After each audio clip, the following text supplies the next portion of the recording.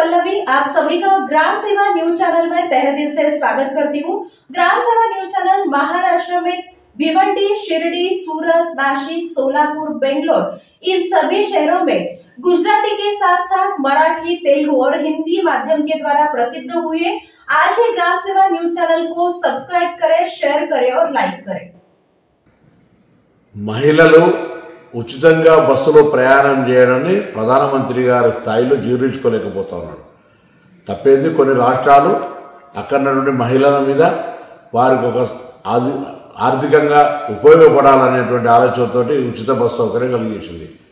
వాస్తవంగా దీనికి మెట్రోకు సంబంధం లేదు. మెట్రో ప్రయాణికుల సెక్టర్ మెట్రో ప్రయాణికులదే. ఇవాళ కూడా మెట్రో పరంగా ఇంటర్వ్యూ చేస్తే ఇంకా బోగిలు పెంచమని అడుగుతా ఉన్నారు.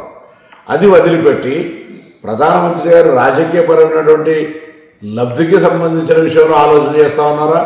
ఇంత బస్సు ప్రయాణానికి సంబంధించినటువంటి దాని మీద ప్రధానమంత్రి గారు ఎందుకు ఆ విధంగా వ్యవహారం చేస్తుందో తెలియదు. కానీ తెలంగాణ రాష్ట్ర ప్రభుత్వం కాంగ్రెస్ పార్టీ తప్పకుండా మహిళలకు ఎవరన్నీ తెలంగాణలో ఉన్నటువంటి హైదరాబాద్లో మెట్రో వాళ్ళు ఏం చేసినా ఇంకోరు ఏం చేసినా ఉచిత బస్సు ప్రయాణం అనేటువంటి ఏ ఇబ్బంది భవిష్యత్తులో ఉండదు.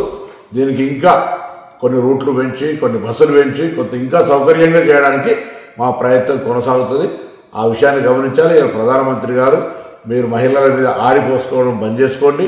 ఈ విధంగా ఉచితంగా బస్సు ఇచ్చేంత మాత్రాన మీకు నష్టం జరుగుతున్నట్టు అజీర్తైనట్టు మాట్లాడితే మంచిది కాదు.